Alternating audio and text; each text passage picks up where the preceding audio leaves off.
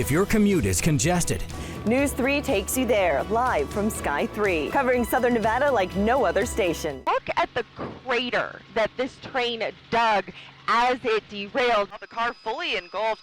Fire department is not here yet. Let's check in with Kelly Curran in Sky 3, somewhere above me with how traffic is going right now. Kelly?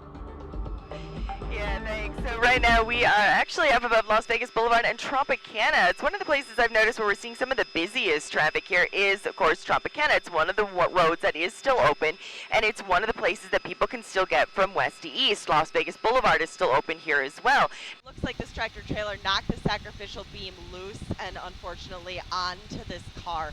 Now, we have confirmed with the Highway Patrol that this is a fatality accident. As for what the view is overhead, let's waste no time here. Let's get right over to Sky 3 and Kelly Curran up there. All right, thanks, Evan. And I-15 northbound is completely shut down all the way back here at Charleston. Take a look at the scene here. This is creating a massive backup. And honestly, I-15 northbound is just not the place to be through the resort corridor. You're going to want to use alternate routes, 215, 95, whatever it takes, even the side streets to get around this one because it will likely be closed for several hours. I want to take a quick look at this. This is some of the video that we captured earlier from Sky 3. I'm going to pause it right here, and you can see just how big that police presence is on the scene. They actually asked us to back up there for a little bit because they were trying to talk, and the helicopter was just a little bit too loud for that. Firefighters say they didn't find anyone in the home, but they're also not entirely sure where the owner is. Well, you've got a tractor trailer that, well, lost its front end. In fact, the engine is sitting right next to the cab there on the ground. This is going to take a while to clean up. There's a lot of fluid on the road. We're going to have so much more views of the track, check-ins on traffic, and that's all going to be coming up during the 6 o'clock edition of News 3. Fire here started a little bit before 11 o'clock. It is still going. Durango Road is closed in both directions just to the south of Twain. The fountains are going off in the morning. That's not something that we normally see. But let's talk about the roads, because I did actually see some cars come through here. They stopped at the light, and then they went through. I haven't really seen too many other people. Here's some police officers on motorcycles. Looks like they're leaving the area. So hopefully that means we're getting things reopened here in the next few minutes anyway. I do still see some areas blocked off. The ramps from 15 to Flamingo and Spring Mountain eastbound are still closed, at least right now. We're going to check back in a few minutes, but I think, guys, we're getting this ready to reopen. So a lot of water in the retention basins, in the washes, also Wetlands Park, a ton of water here as well, so just be careful. Still a little bit of ponding on some of those roadways. We have big breaking news that you're waking up to. Kelly Curran up in Sky 3 this morning. And Kelly, this started very early this morning. I believe it was in our 4 o'clock hour because you encountered it on your way into work.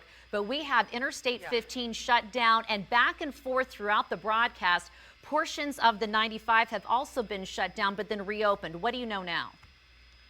Well, luckily right now US 95 southbound is open. However, that ramp from US 95 southbound to 15 north, that is going to be closed. That's going to be closed for a while. So let's take a look at the scene here. So as Kim said, I drove by this on my way in before everything shut down, and it was my suspicion that this was a fatality accident. It is. In the deceased person is on the ramp here from I-15 northbound to D Street. Now, the police presence here is very, very large. In fact, we have a huge gathering here right in front of this car here. You see both Metro and NHP. We've got motorcycles here as well.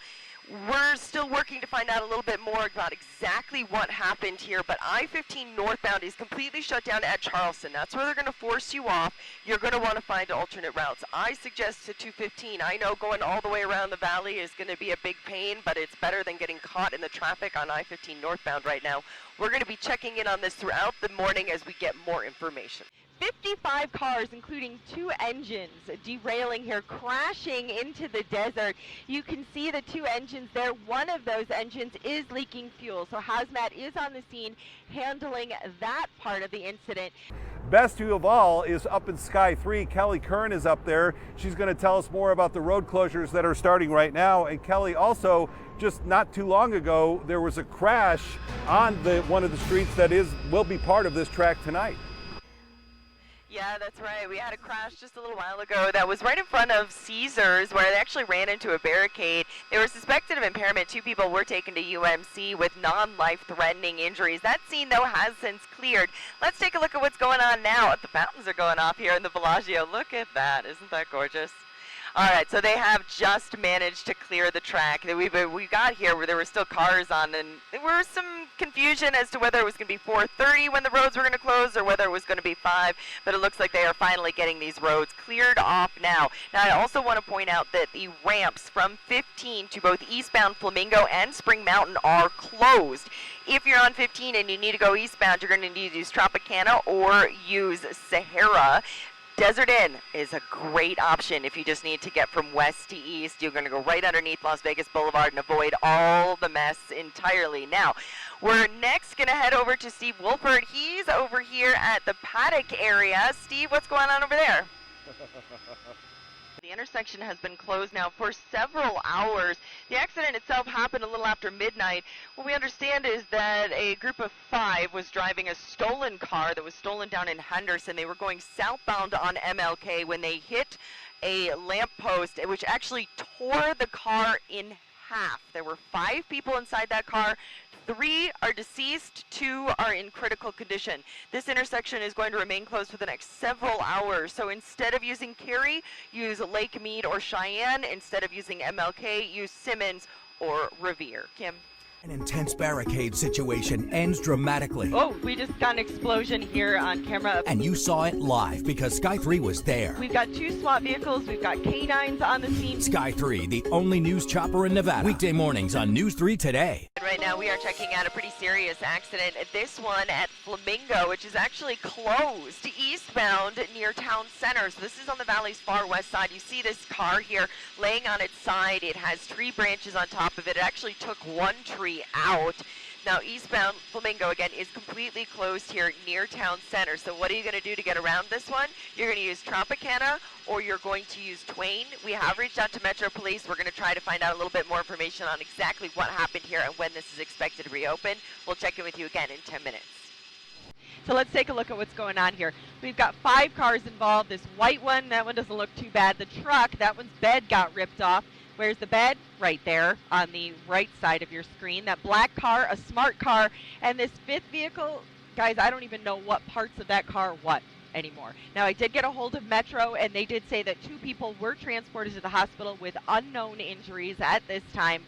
This intersection, I'm going to guess, is going to be closed for hours. But let's get up to Kelly Curran. You've got the best vantage point of this entire track and the traffic around it, Kelly, up in Sky 3. How are things moving now that we've made it to a busy Friday night here in Las Vegas? Absolutely, yeah, and it's definitely busy out here. Now, of course, the course is now closed to commuters. Also, those ramps from 15 to eastbound Flamingo and Spring Mountain are both closed. This is what we're looking at right now here. We're above Koval and Flamingo, and that bridge is definitely getting used here. That's Koval over the top of the Flamingo as people are getting to work. But one thing I do want to point out is we also have these couple of bridges here over the top of Harmon, one at Topgolf and then one at Audrey, and these two have almost no traffic on them whatsoever. So if you're looking at maybe a faster way to get around, try using these bridges. Again, over the top of Harmon at Topgolf and at Audrey. Those are the 2 to probably be a great ones to use. Now, the track is expected to reopen, fingers crossed, at 4 a.m. tomorrow morning. And I want to give a special holiday shout out to everybody in the air traffic control tower here at Harry Reid International Airport. They let us buzz the tower. They're waving. Wave, everybody. These guys work so hard to keep us safe, to keep you safe, to keep our tourists safe, and we want to wish them a big happy holidays. And right now we're taking a look at Flamingo and Koval here. This is where Flamingo is that temporary bridge over the top of Koval because Koval is a part of the Formula One course. Now, the course is back open. I know, 2 hours late, but everything's back open now, including all those ramps on the 15. 15 southbound's a little bit slow right now, but that's, I think, just because of the increased volume of traffic there. And, of course, do want to remind everybody that the track will close again today, and that's going to be between 4:30 and 5 o'clock this afternoon. And then again tomorrow morning should, fingers crossed, reopen at 4 a.m. So, Kelly, before we let you go, the Sphere plays a big role in this race. For the drivers, it's being called the hardest turn they have of the 17. And for fans, it sounds like plenty of entertainment. Yeah, absolutely. I mean, the Sphere has been lit up. We're going to take a look at it right now. This is one of my least favorite things that's on the Sphere. I'm not going to lie. I'm not even sure what this is, but it kind of creeps me out a little bit. Let's talk about the turn first, shall we? So this is one of those curves that they're talking about here. This is northbound of Koval. They take a hard right turn into what is the Sphere parking lot. You see the grandstands there on either side. Then here, this is where we've got one of the party areas. That's one of those big stages. Another little curve here, another one, and then they turn back onto sand. So that is what they're talking about there. Quite a few curves. They're actually going to be going pretty slow here through the Sphere because of those curves, though. So actually, it's probably one of the coolest places to sit because the cars are going to be slower and you can actually see them. Oh, that is really spectacular. What a vantage point. Thank you.